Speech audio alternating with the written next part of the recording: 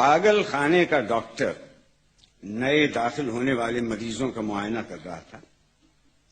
ایک پاگل اسے سنجیدہ اور ہوش مند نظر آیا۔ ڈاکٹر نے اسے پوچھا، تمہیں یہاں کیوں لایا گیا ہے؟ تم تو اچھے خاصے ہو۔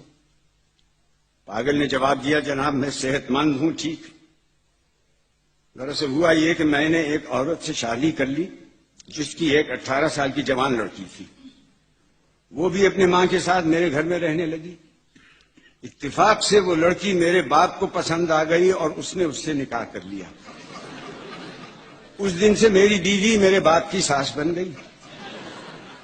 کچھ عرصے کے بعد میری بیوی کی لڑکی جو میرے باپ کی بیوی تھی کہ ہاں اولاد ہوئی، یہ بچہ رشتے کے لحاظ سے میرا بھائی ہوا کیونکہ وہ میرے باپ کا لڑکا ہے، مگر ادھر میری بیوی کا نواسا بھی ہوا۔ گویا میں اپنے بھائی کا نانا بن گیا۔ کچھ دنوں بعد میری بیوی کے یہاں بھی بچہ ہوا۔ اس دن سے میرے باپ کی بیوی سوتیلے بھائی کی بہن ہو گئی، مگر وہ اس کی دادی بھی ہو گئی کیونکہ وہ اس کے شوہر یعنی میرے باپ کا پوتا تھا۔ اسی طرح میرا بچہ اپنی دادی کا بھائی بن گیا۔